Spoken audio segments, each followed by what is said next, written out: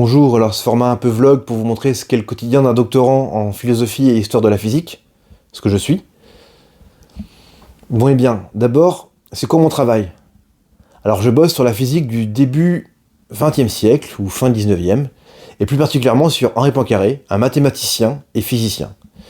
Et donc je dois reconstituer le contexte de l'époque, et pour cela je travaille sur des articles de contemporains de Poincaré. Langevin, Abraham, Lorentz, Kaufmann, etc.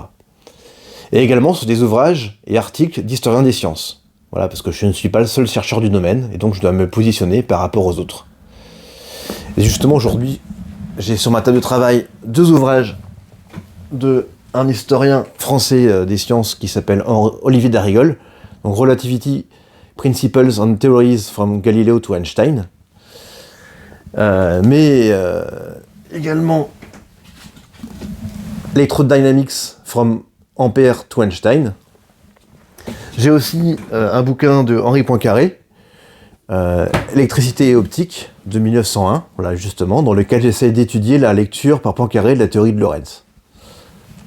Alors sur mon ouvrage aujourd'hui, je dois avancer sur une présentation que je donne dans 2 semaines à Nancy, pour la Société française d'histoire des sciences et des techniques, dans laquelle je vais tenter d'exposer le lien entre la mécanique céleste et la théorie de la relativité d'Henri Poincaré.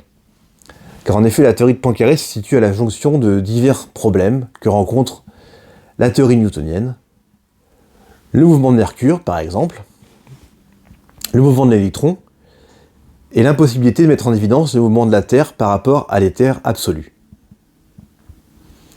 Alors l'éther, on en a déjà parlé, et on en reparlera. C'est ce milieu qui sert de support de propagation des ondes électromagnétiques et de la lumière. Et on tente de le mettre en évidence pendant tout le 19e siècle. Et notamment, il y a une expérience célèbre, faite par Michelson en 1881, et Michelson et Morley en 1887, que rencontrent tous les étudiants en physique, en 3e année de licence ou en 2e année de prépa, si mes souvenirs sont bons, sans savoir qu'elle se basait sur l'existence de ce milieu distinct de la matière. Alors, pour mettre en avant le rôle de la mécanique céleste dans la pensée de Poincaré, je ne me base pas sur du vent, mais sur des manuscrits que voici. Ces manuscrits ont été écrits pour préparer un cours donné en 1906-1907, et c'est justement principalement un cours de mécanique céleste. Mais il va dans ce cours présenter malgré tout la théorie de l'électron, et d'électrons déformables de Lorentz. Et donc c'est sur ce cours que je me base pour essayer de comprendre la théorie de relativité d'Henri Poincaré.